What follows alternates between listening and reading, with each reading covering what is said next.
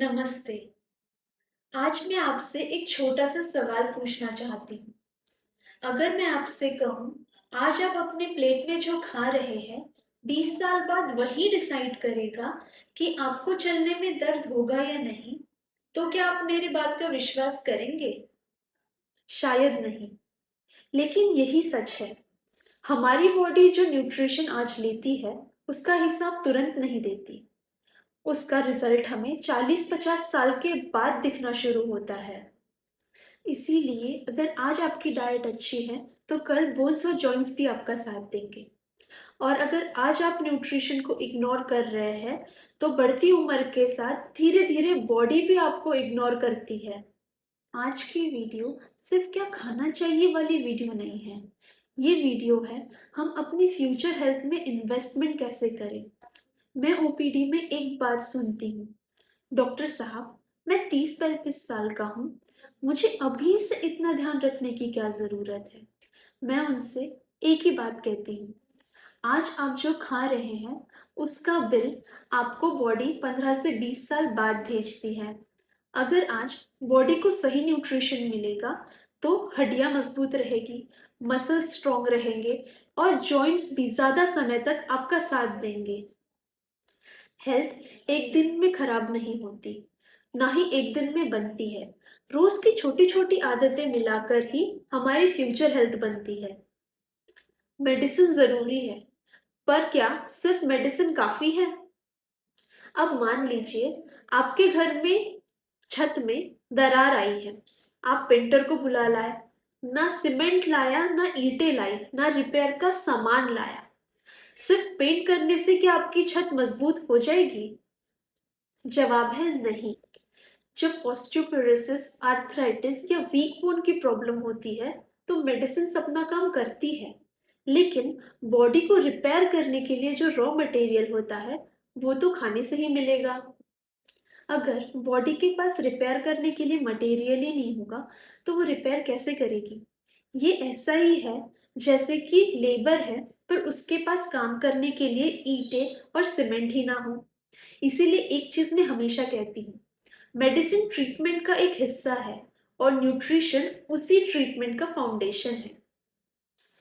अब सवाल ये है कि बॉडी को सबसे पहले किस चीज की जरूरत है? जवाब है प्रोटीन। आज भी ये मिसकंसेप्शन होता है कि प्रोटीन जिम वालों का फूड है, लेकिन सच बात तो ये है, प्रोटीन जिम के लिए नहीं, जिंदगी के लिए जरूरी है। चाहे आपकी उम्र 25 हो या 65, हमारी बॉडी को जीने के लिए रोज प्रोटीन चाहिए होता है। प्रोटीन क्या करता है, आइए एक और सिंपल एग्जांपल से समझते हैं। मान लीजिए आप हर रोज अपने गाड़ी एक रोड पे चलाते हैं, धीरे धीरे रोड घिसती जाती है। अगर वक्त पे रोड की मरम्मत ना हो तो उसमें गड्ढे पड़ने लगेंगे। वैसे ही हमारी बॉडी है। हम रोज चलते हैं, सीढ़ियाँ चढ़ते हैं, काम करते हैं, एक्सरसाइज करते हैं।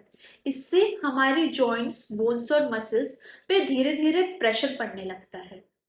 पर अच्छी बात यह है कि हमारी बॉडी रोज खुद को रिपेयर करती है, और खुद को रिपेयर करने के लिए हमारे बॉडी को प्रोटीन लगता है। प्रोटीन मसल्स को मजबूत बनाता है, लिगामेंट एंड टेंडन्स को सपोर्ट करता है, टिश्यू को रिपेयर करता है और इम्यूनिटी बूस्ट करता है। अब एक बात है जो शायद आपको किसी ने नहीं बताई होगी। बहुत लोग ये सोचते हैं हमारे घुटनों को सिर्फ हमारी हड्डियां ही सपोर्ट करती है, लेकिन ये सच नहीं है। हमारे घुटनों का सबसे बड़ा बॉडीगार्ड तो हमारे मसल्स होते हैं। जब हमारी मसल्स स्ट्रांग होती है, तब चलने में, उठने बैठने में, सीढ़ियाँ चढ़ने में सारा प्रेशर वो अपने ऊपर ले लेती है, जिससे घुटनों पे प्रेशर नहीं आता। अगर हमारी मसल्स वीक है, तो सारा प्रेशर घुटनों पे आ जाएगा और धीरे धीरे दर्द और घिसावट बढ़ने लगेगी। इसीलिए सिर्फ हड्डियां स्ट्रांग बनाना काफी नहीं, मसल्स को स्ट्रांग बनाना भी उतना ही जरूरी है। और मसल्स को स्ट्रांग बनाने के लिए हमें प्रोटीन की जरूरत होती है। अब ये सबसे कॉमन सवाल है कि रोज हमें कितना प्रोटीन चाहिए। अगर आप एक हेल्दी अडल्ट है, तो आपके हर किलोग्राम के लिए आपको 1 ग्राम प्रोटीन रोज चाहिए। फॉर एग्जाम्पल, अगर आपका वेट 60 kgs है, तो आपको प्रतिदिन 60 ग्राम प्रोटीन की ज़रूरत पड़ती है। बहुत लोग मुझसे ये भी पूछते हैं कि डॉक्टर बताइए प्रोटीन का सबसे अच्छा सोर्स क्या है? तो अगर आप वेजिटेरियन हैं तो दाल, राजमा, सोयाबीन, टोफू, पनीर, दूध और मूंग लीजिए। और अगर आप नॉन वेजिटेरियन हो, अंडा, चिकन और फिश। एक और छोटी सी बात, दिन भर का सारा प्रोटीन आप एक ही मील में मत लीजिए। बॉडी एक साथ बहुत सारा प्रोटीन यूज नहीं कर पाती, इसीलिए पूरे दिन का प्रोटीन आप अपने मील्स में डिवाइड कर दीजिए ताकि प्रोटीन का ज़्यादा से ज़्यादा फायदा आपके बॉडी को मिल सके। अब तक हमने समझा प्रोटीन बॉडी का बिल्डिंग मटेरियल है, लेकिन सिर्फ बिल्डिंग मटेरियल होने से काम नहीं चलेगा। अब सवाल ये है, जो नई हड्डी बन रही है उसे मजबूत कौन बनाएगा? अब यहाँ से कहानी शुरू होती है कैल्शियम, विटामिन डी, विटामिन के की। यकीन मानिए, इन तीनों का कनेक्शन समझने के बाद आप कभी भी सिर्फ कैल्शियम की टैबलेट को एक कंप्लीट ट्रीटमेंट कभी नहीं समझेंगे। आज के लिए इतना ही। धन्यवाद। मिलते हैं अगली वीडियो में।